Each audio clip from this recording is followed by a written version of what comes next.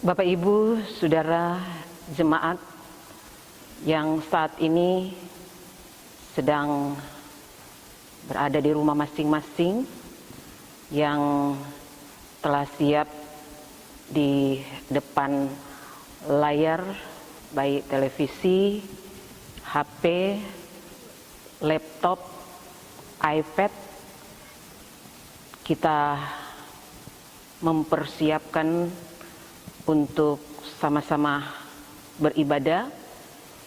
Untuk itu mari arahkan hati dan pikiran kita untuk beribadah kepadanya.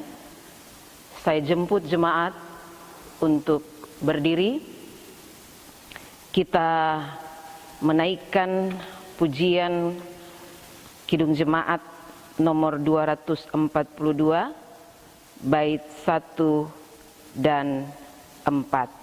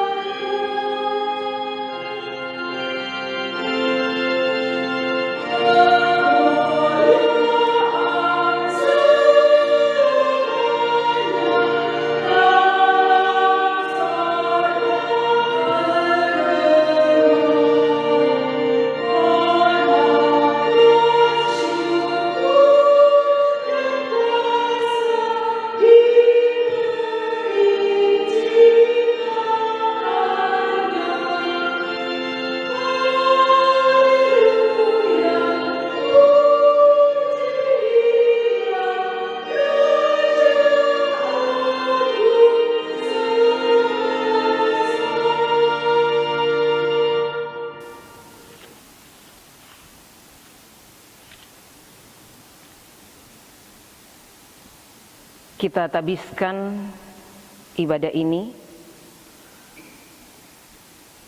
dengan nama Bapa, Anak dan Roh Kudus. Amin. Tuhan menyertai kamu.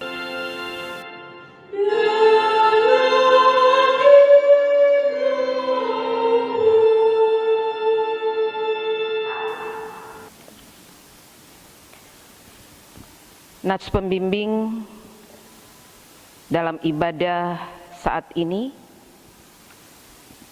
terambil di dalam 1 Korintus pasal 8 ayatnya yang ke-9. Tetapi jagalah supaya kebebasanmu ini jangan menjadi batu sandungan bagi mereka yang lemah.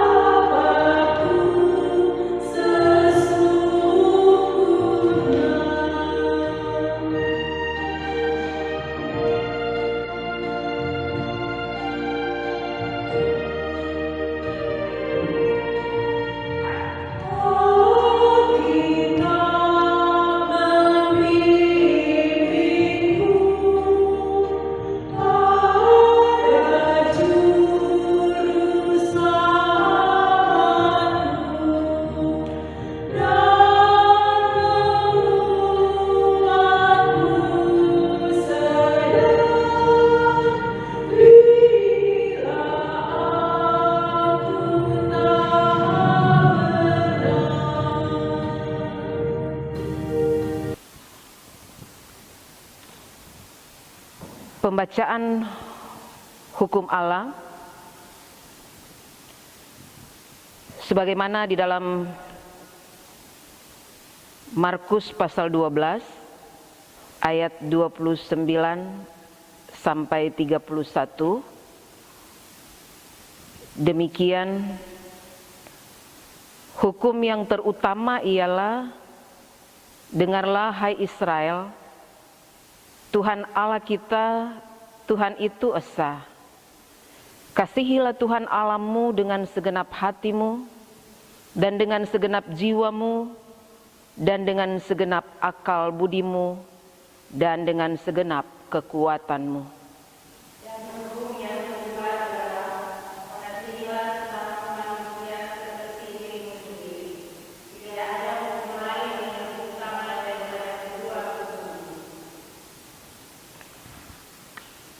Jemaat yang dikasihi Tuhan, dalam kehidupan kita sehari-hari banyak kali kita bertindak tidak sesuai dengan hukum Allah. Malah kita lebih suka melakukan hal-hal menurut kehendak hati kita sendiri. Sebab itu, mari kita mengaku dosa kita kepada Tuhan. Ya Tuhan,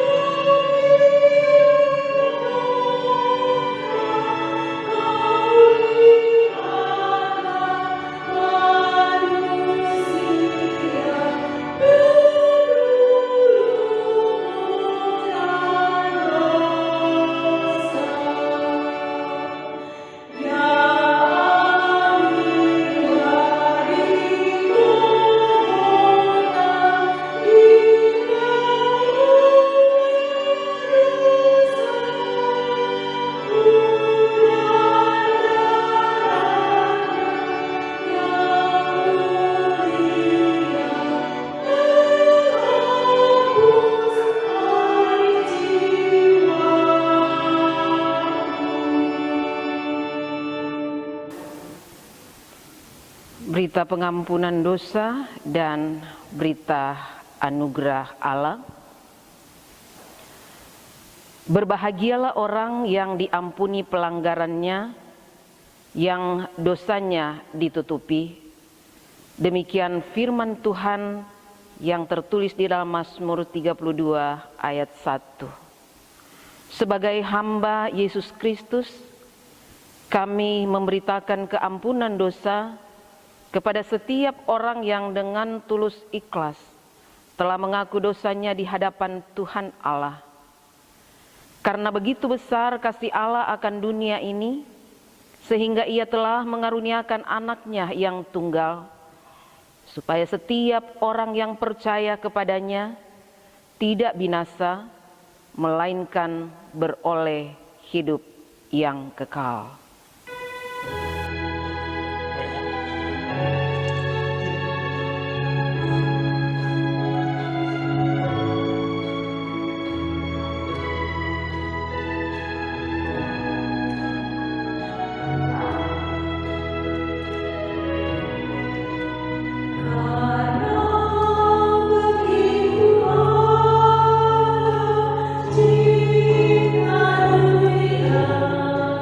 We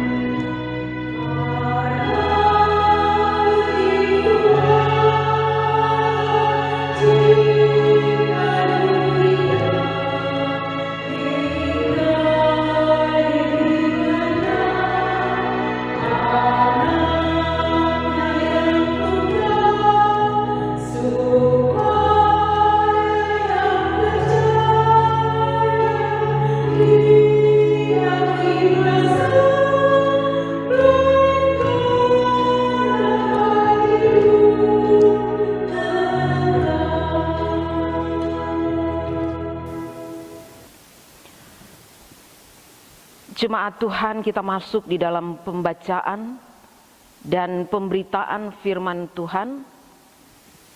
Untuk itu, mari kita berdoa memohon pimpinan Roh Kudus Tuhan.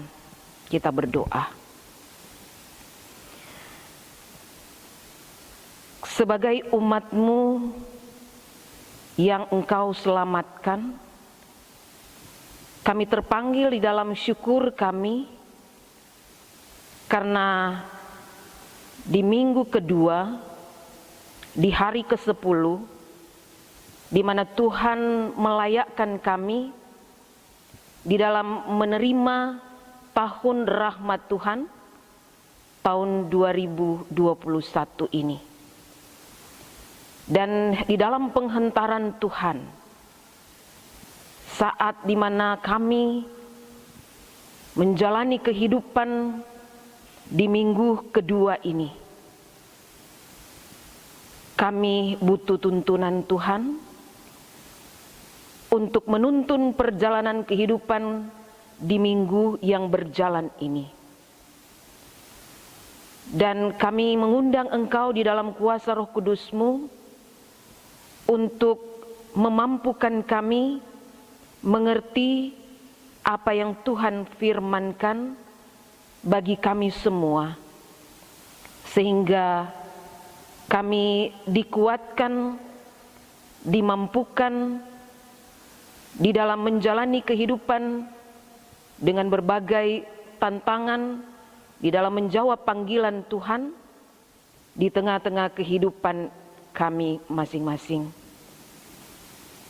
Inilah kami semua, berfirmanlah, kami siap mendengar. Di dalam Yesus Kristus firman yang hidup, kami berdoa dan memohon. Amin. Saudara-saudara jemaat yang dikasihi Tuhan Yesus, pembacaan kita pada saat ini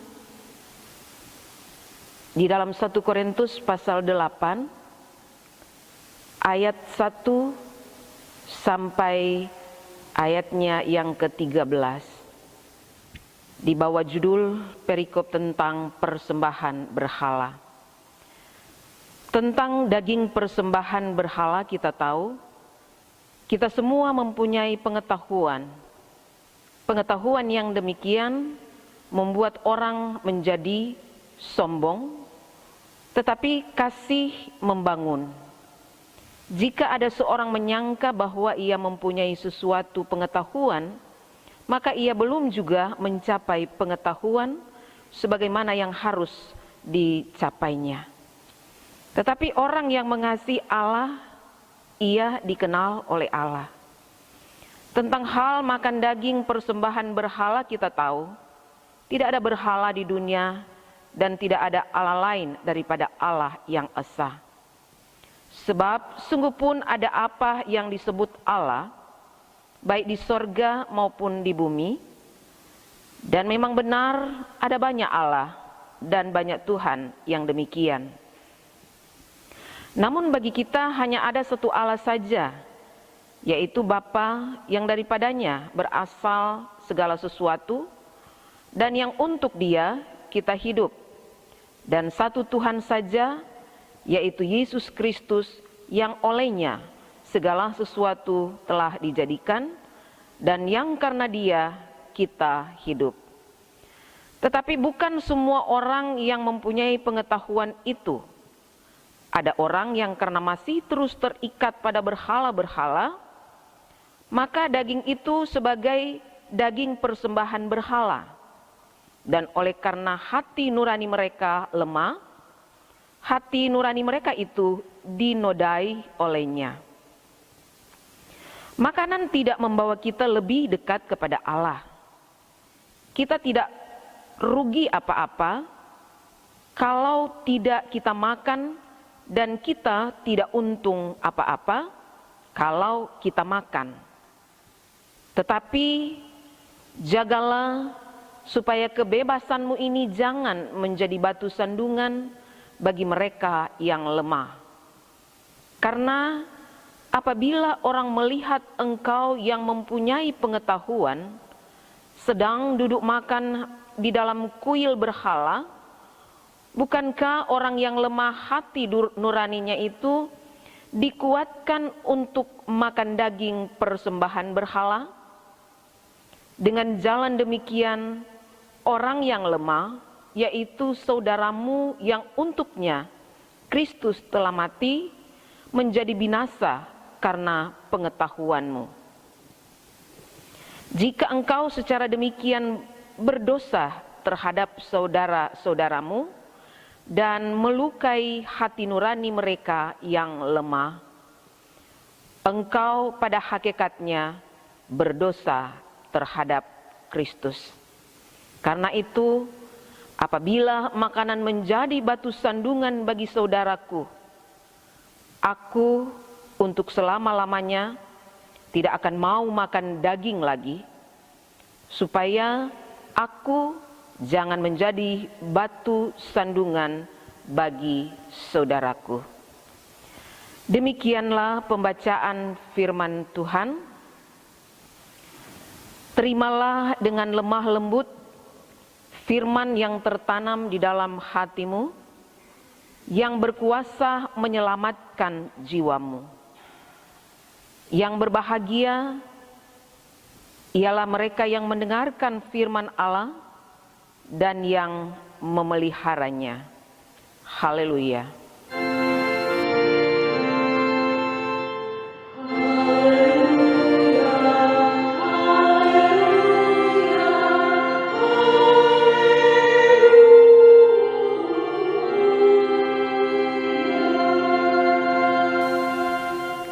Bapak Ibu yang terkasih dalam Tuhan kita Yesus Kristus, kita akan memberikan persembahan syukur kita kepada Tuhan. Muliakanlah Tuhan dengan hartamu dan hasil pertama dari segala penghasilanmu. Maka lumbung-lumbungmu akan diisi penuh sampai melimpah-limpah, dan bejana pemerahanmu akan meluap dengan air buah anggurnya. Amsal pasal 3 ayat 9 dan 10. Marilah kita memberi persembahan syukur dengan penuh sukacita, karena itulah yang dikehendaki Tuhan. Sementara pundi persembahan dijalankan, Bapak Ibu menyanyi dari Kidung Jemaat 365B ayat 1 dan 4.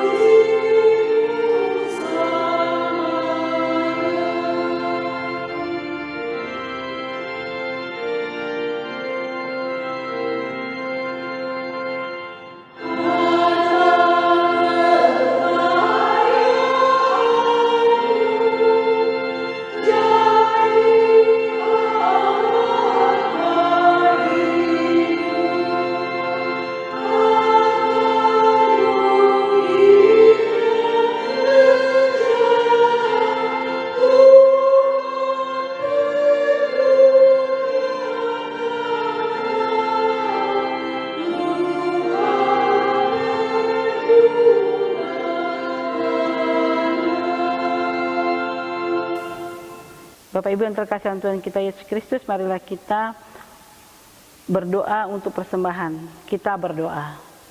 Terima kasih Tuhan Yesus atas cinta kasih-Mu kepada kami pada saat ini.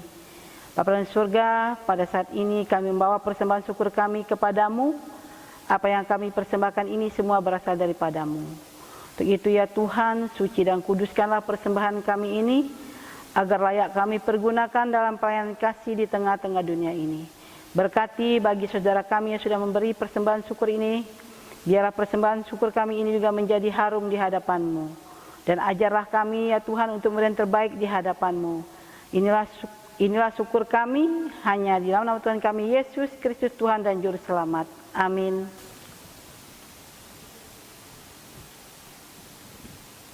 Saudara-saudara, Bapak Ibu jemaat kekasih Kristus,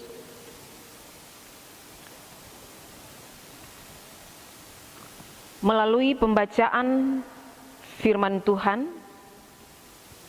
yang sudah kita baca dan ikuti bersama-sama, kita merenungkannya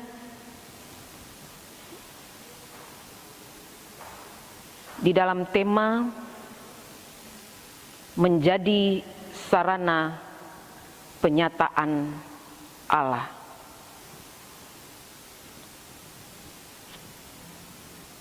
Dalam kita merenungkan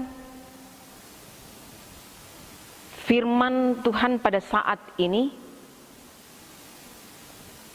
kita melihat dulu latar belakang tentang penulisan surat yang dituliskan oleh Rasul Paulus kepada jemaat di Korintus, di mana kita mengetahui tentang keberadaan jemaat Tuhan pada saat itu menjadi bagian masyarakat kota Korintus, di mana kota Korintus dikenal sebagai kota metropolitan, di mana juga menjadi kota sebagai pusat pelabuhan, dan di dalam kehidupan masyarakat yang ada pada saat itu, masyarakat yang majemuk dengan beragam kepercayaan dan latar belakang kehidupan masyarakat ini membuat begitu banyak pandangan-pandangan yang seringkali membuat pandangan-pandangan itu sering bertentangan, apalagi menyangkut pendapat, paham, pengetahuan tentang cara hidup sebagai orang yang beragama. Dan di sana ada praktek-praktek yang dilakukan oleh berbagai agama yang ada pada saat itu, termasuk di dalamnya kepercayaan-kepercayaan berhala, penyembahan-penyembahan kepada dewa dan dewi, di mana memberikan persembahan-persembahan di dalam kuil-kuil berhala yang dipersembahkan kepada dewa dan dewi. Dan yang menjadi masalah yang terjadi di tengah-tengah kehidupan jemaat di Korintus pada saat itu, di mana ada yang menganggap bahwa dengan memakan daging dari bekas dipersembahkan untuk berhala-berhala tidak layak untuk dimakan. Tetapi ada juga pendapat dari jemaat yang lain bahwa tidak masalah untuk memakan daging yang sudah dipersembahkan. Dan pendapat-pendapat yang berbeda ini tentu menimbulkan pertentangan dengan standar pengetahuan yang dimiliki oleh kelompok-kelompok masyarakat yang ada. Kalau kita kembali di dalam praktek kehidupan kita sehari-hari, kita kadangkala juga menerima ada pembagian korban-korban, misalnya daging korban yang dibagikan oleh saudara-saudara kita dari agama yang lain. Dan itu sah-sah saja. Atau menjadi persoalan kalau kita menghadiri acara-acara, undangan-undangan yang diadakan oleh kelompok agama yang pada dasarnya mereka dalam mempersembahkan sebagai rasa syukur harus mereka buat dalam bentuk ritual. Ya.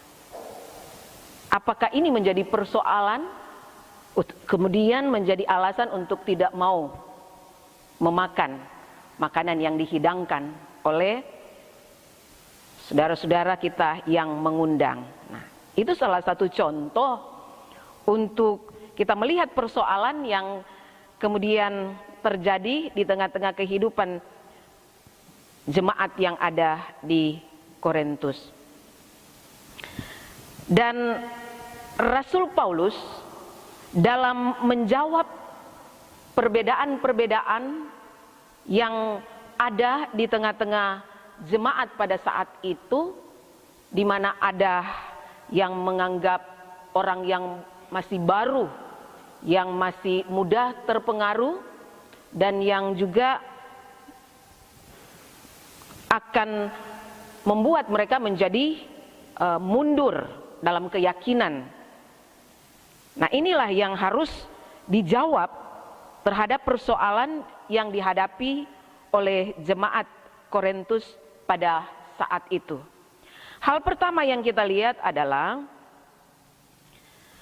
bahwa sebagai orang yang percaya seharusnya harus memiliki iman yang teguh kepada Allah dan tidak tergoyahkan oleh berbagai daya tarik yang diberikan atau daya tarik yang muncul. Misalnya kepercayaan kepada ilah-ilah, atau mungkin kepercayaan kepada kuasa-kuasa di luar kuasa Tuhan. Tetapi sebagai orang beriman harus benar-benar menunjukkan kehidupan beriman yang punya totalitas, bahwa hanya Allah yang kita percaya, yang memberikan kita ketenangan, yang membuat kita menjadi orang yang merdeka dan juga menjadi orang yang bebas, tidak hidup di dalam ketakutan atau keraguan, atau kemudian kita terpengaruh atau terbawa dengan bentuk upacara-upacara atau ritus-ritus tertentu. Dan yang penting adalah sebagaimana apa yang dinasihatkan oleh Paulus adalah pengetahuan yang benar tentang Allah. Di mana Paulus mengatakan bahwa supaya jangan menduakan Tuhan.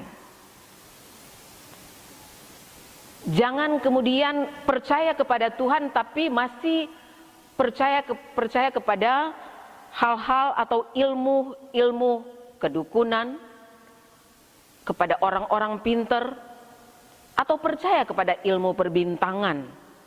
Karena berarti kita menduakan Tuhan dalam hal ini. Itu hal pertama yang coba diingatkan oleh Paulus melalui suratnya ini.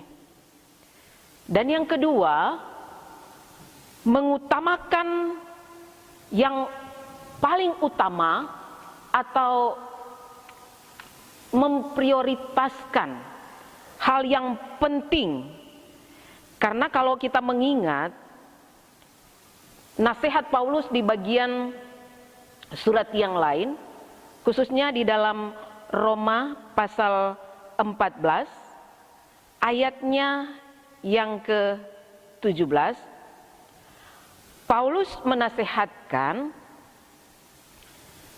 bahwa kerajaan Allah bukan soal makanan dan minuman, tapi soal kebenaran, damai sejahtera, dan sukacita di dalam Roh Kudus.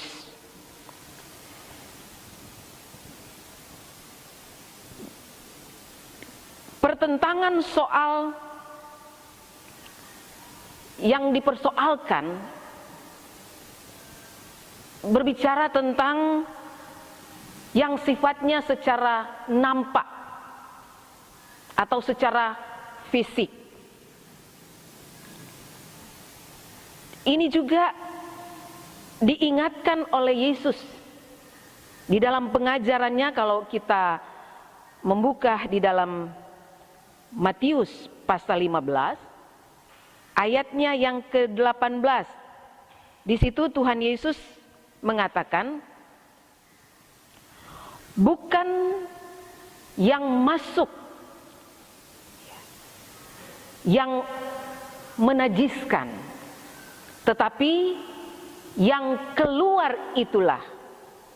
Kalau yang keluar itu berarti perkataan, hal yang berasal dari hati, hal yang berasal dari dalam nurani kita.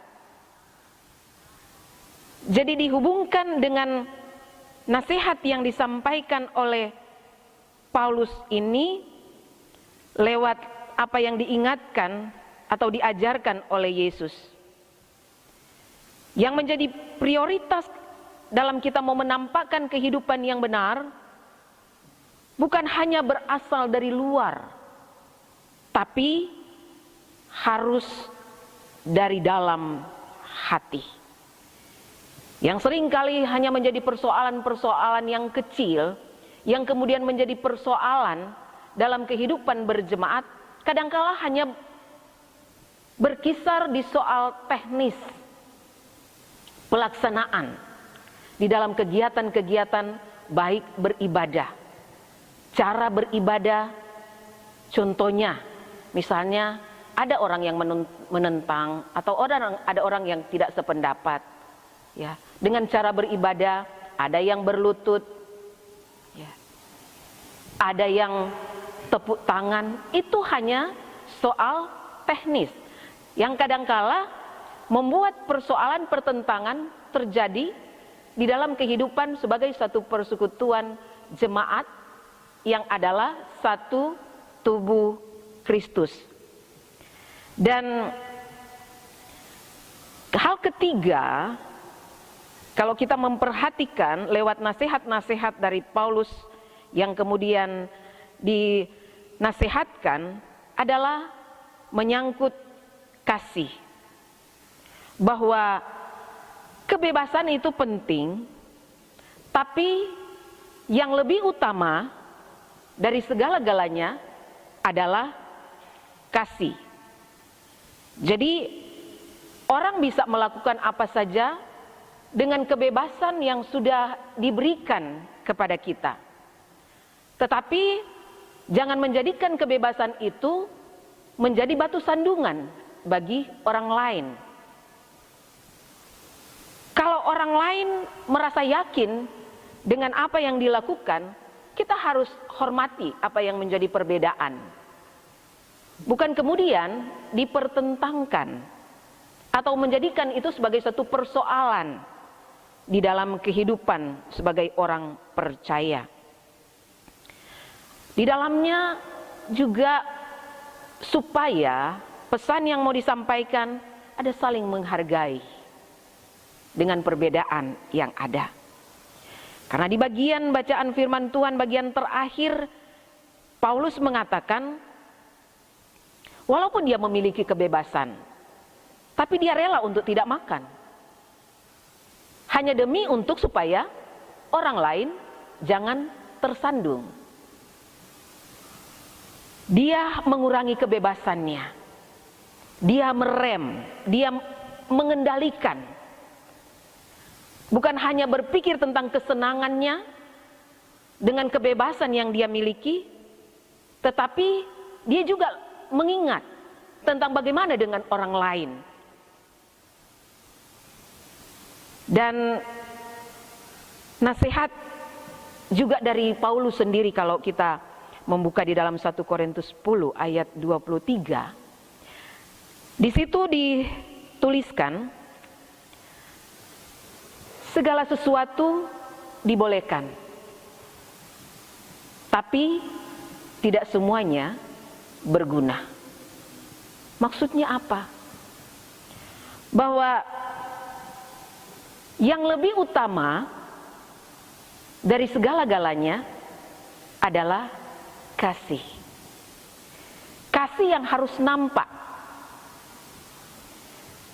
Dan di minggu kedua ini, menurut kalender gerejawi, kita sedang merayakan Minggu Epifania. Secara harafiah, arti dari kata ini dalam bahasa aslinya adalah penampakan. Di mana Allah yang sudah berkenan menyatakan dirinya, menampakkan dirinya, dan di dalam menampakkan diri untuk memperkenalkan siapa Allah yang sebenarnya. Di mana kita boleh melihat penyataan Allah itu kalau secara umum melalui ciptaan lainnya. Gunung, juga ciptaan alam lainnya. Dan kalau penyataan secara khusus adalah di dalam diri Yesus Kristus, di mana Allah yang sudah menjadi manusia untuk supaya manusia semakin dekat mengenal siapa Allah yang sebenarnya. Sehingga ketika kita mengenal Allah dengan sungguh, dengan karyanya, maka kita akan hidup di dalam kerendahan hati untuk menyatakan diri, untuk turut bersama-sama menjadi kawan sekerja Allah. Untuk bisa punya relasi atau berelasi untuk menghadirkan karya Allah bagi dunia. Dan itulah keterpanggilan kita sebagai gereja, di mana saat kita mengenal Allah di dalam Yesus Kristus yang telah menyatakan kasih-Nya bagi manusia, menjadi tanggung jawab kita untuk menampakkan lewat cara hidup, memberlakukan hidup yang benar sebagai warga kerajaan Allah, yang harus meletakkan Yesus Kristus sebagai Raja di dalam hati kita, untuk menguasai hidup kita, untuk menampakkan cara hidup yang memuliakan Allah. Sehingga apa yang Tuhan inginkan di tengah-tengah kehidupan kita, kita akan menjalaninya di tahun 2021 ini. Untuk sungguh-sungguh mau menjadi alat di tangan Tuhan untuk menyatakan kasih-Nya. Jadi bukan hanya kita sekedar merayakan tentang hadirnya, lahirnya Yesus ke dalam dunia, tetapi hidup yang harus menampakkan buah-buah roh di dalam kehidupan kita, sehingga dari buahnya lah orang akan mengenal siapa kita dan mengenal siapa Tuhan yang kita sembah dan kita muliakan di dalam hidup kita. Tuhan Yesus menolong kita untuk hidup di dalam firman dan kebenarannya. Amin. Jemaat diundang berdiri. Setelah mendengar firman Allah sebagai berita keselamatan, marilah kita menjawab amanat panggilan Tuhan serta mengungkapkan pengakuan iman kita bersama-sama dalam keesaan dengan semua umat Kristen di sepanjang abad dan di segala tempat. Masing-masing berkata, aku percaya kepada Allah, Bapa yang Maha Kuasa, Khalik langit dan bumi, dan kepada Yesus Kristus, anaknya yang tunggal Tuhan kita, yang dikandung daripada Roh Kudus, lahir dari anak darah Maria, yang menderita di bawah pemerintahan Pontius Pilatus, disalibkan, mati dan dikuburkan, turun ke dalam kerajaan maut, pada hari yang ketiga bangkit pula dari antara orang mati, naik ke sorga, duduk di sebelah kanan Allah, Bapa yang Maha Kuasa, dan akan datang dari sana untuk menghakimi orang yang hidup dan yang mati.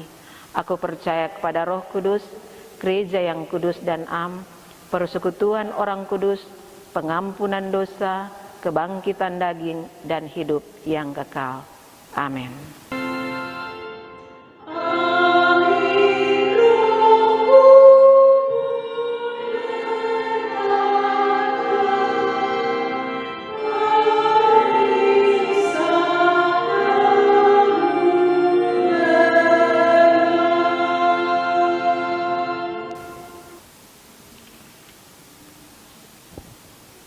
Kita masuk di dalam doa syafaat.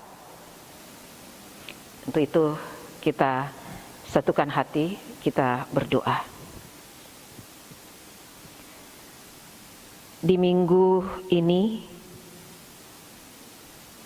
di dalam kami kembali untuk memulai aktivitas kerja keseharian di dalam kehidupan kami bersyukur di mana Engkau Tuhan yang sudah melayakkan kami di dalam persekutuan ibadah, menghayati akan kasih anugerah Tuhan, khususnya untuk firman-Mu yang sudah menyapa kami, supaya kami teguh berpegang pada kepercayaan dalam berimankan Tuhan sebagai Tuhan Juru Selamat kehidupan kami. Supaya kami tidak ragu, tidak goyah, dan kami memohon supaya kami dijauhkan dari godaan-godaan, supaya tidak berpaling kepada kuasa-kuasa di luar kuasa Tuhan. Bentuk-bentuk berhala yang kami berhalakan dalam hidup kami. Tapi hanya kepada Tuhan saja kami percaya. Hanya kepada Tuhan yang sanggup melakukan segala sesuatu di dalam kehidupan kami. Dan agar supaya kami juga terus memprioritaskan hal yang utama untuk memberlakukan kasih-Mu yang harus kami nampakkan dalam kehidupan keseharian kami. Terima kasih Tuhan juga untuk kemerdekaan, kebebasan yang Engkau anugerahkan kepada kami. Tetapi ajar kami untuk tidak membuat orang lain menjadi tersandung. Berkati kami Tuhan, seluruh jemaat-Mu, dalam menjalani kehidupan dengan segala bentuk profesi-profesi, dengan menampakkan sikap cara hidup yang berkenan kepadamu di tempat dimanapun mereka hadir dan berada. Bapa Sorgawi, kami bersyukur kepadamu karena Engkau yang selalu menyatakan kasih dan pemeliharaanmu di tengah-tengah kehidupan kami, bersama-sama di tengah persekutuan jemaat.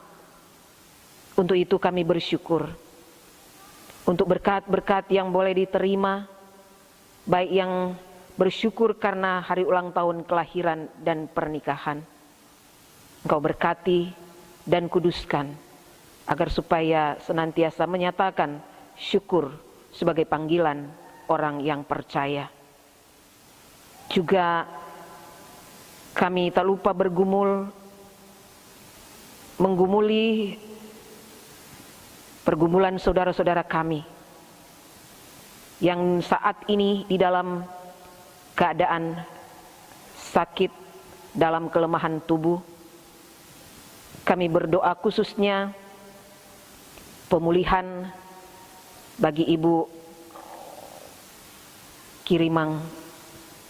Kiranya Tuhan yang akan senantiasa hadir di tengah-tengah pergumulan Ibu Paleleh Kirimang, agar supaya semakin dipulihkan untuk kesembuhan yang menjadi harapan dan dambaannya.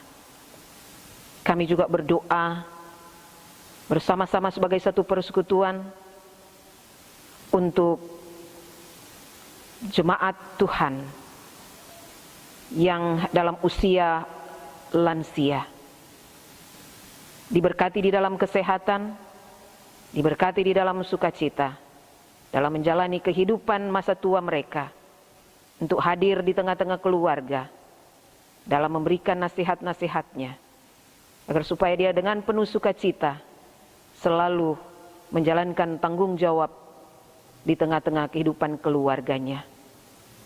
Juga bagi sesama kami yang miskin, yang terlantar, para janda duda, anak yatim piatu, mereka yang tidak dipedulikan dimanapun mereka berada. Engkau juga yang hadir memberikan senantiasa penghiburan, kekuatan, agar supaya tetap teguh di dalam iman dan percaya, dan terus mempercayakan kehidupan di dalam kasih dan kuasa Tuhan yang adalah pemilik kehidupan dan yang senantiasa mencukupkan kebutuhan-kebutuhan manusia. Demikian juga di dalam kehidupan tanggung jawab di dalam jemaat, khususnya di tengah-tengah kebersamaan kami sebagai satu persekutuan jemaat Gemis Depok. Engkau memberkati seluruh pelayan-pelayan yang ada, pendeta, majelis jemaat. Engkau memberkati di dalam menyatukan, di dalam kesatuan hati, di dalam mengemban tanggung jawab pelayanan yang Tuhan percayakan. Kami berdoa Engkau menganugerahkan kesehatan, hikmat-Mu, sehingga kami mampu di dalam memberikan pelayanan di tengah jemaat, dalam menjawab setiap kebutuhan-kebutuhan yang ada di tengah-tengah jemaat, dalam bentuk pembinaan iman, agar supaya semakin menjadi jemaat yang bertanggung jawab, jemaat yang dewasa, menjadi jemaat yang mampu menjadi saksi di tengah-tengah kehidupan, di lingkungan di mana dia berada. Dan tanggung jawab kami selaku gereja-Mu Tuhan, di tengah-tengah kondisi dunia yang sedang kami hadapi saat ini, dengan persoalan-persoalan yang ada, agar supaya kami juga turut bertanggung jawab untuk hadir menampakkan kasih Tuhan, untuk menyatakan kemuliaan Tuhan di tengah-tengah dunia ini. Juga kami berdoa di dalam tanggung jawab kami sebagai warga jemaat Tuhan, juga warga masyarakat bangsa dan negara. Kami terpanggil untuk mendoakan bangsa negara kami. Kami berdoa menyerahkan mulai dari Bapak Presiden sampai jajaran pemerintahan yang ada. Kau memberikan hikmat, marifat, bijaksana dalam mengemban tanggung jawab, agar supaya mampu memberikan pengayoman bagi seluruh warga masyarakat. Di dalam penanganan berbagai persoalan di berbagai bidang, kami berdoa kiranya semuanya ini boleh terselesaikan. Terlebih khusus di dalam penanganan COVID, untuk memutus rantai penyebaran, dan juga di dalam pengadaan vaksinasi. Kami serahkan di dalam kasih dan pertolongan Tuhan. Biarlah semuanya ini boleh berjalan dengan baik, dan sebagai warga masyarakat kami boleh mengalami ketenangan, dan kami turut bersama-sama dalam bekerja sama untuk mewujudkan apa yang sudah diprogramkan oleh pemerintah kami. Terima kasih Bapa. Kami serahkan semua doa yang kami naikkan pada saat ini jadi di dalam kehendak-Mu. Hanya di dalam nama anak-Mu Tuhan kami, Yesus Kristus, yang sudah mengajar kami berdoa, Bapa kami. Bapa kami yang di sorga, dikuduskanlah nama-Mu, datanglah kerajaan-Mu, jadilah kehendak-Mu di bumi seperti di sorga. Berikan kami pada hari ini makanan kami yang secukupnya. Ampuni kami akan kesalahan kami, seperti kami juga mengampuni orang yang bersalah kepada kami. Jangan bawa kami ke dalam pencobaan, lepaskan kami daripada yang jahat. Karena Engkau yang punya kerajaan dan kuasa dan kemuliaan sampai selama-lamanya. Amin. Kita masuk di dalam nyanyian penutup. Jemaat diundang berdiri. Kita nyanyikan nyanyian NKB 197 bait 1 dan 2.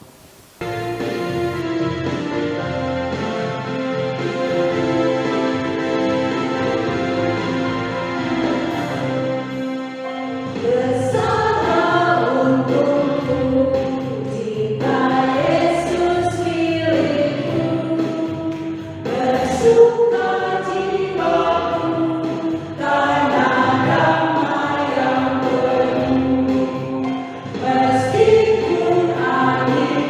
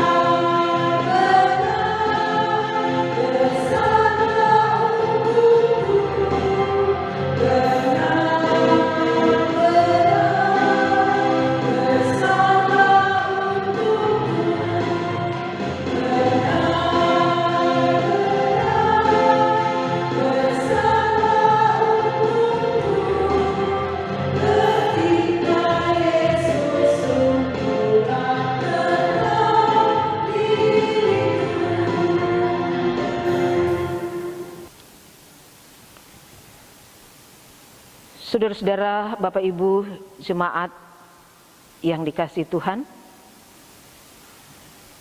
kembalilah di dalam kehidupan baik secara pribadi, di tengah kehidupan keluarga, juga kembali di dalam tugas dan tanggung jawab serta peran kita masing-masing di dalam damai dan sejahtera Tuhan.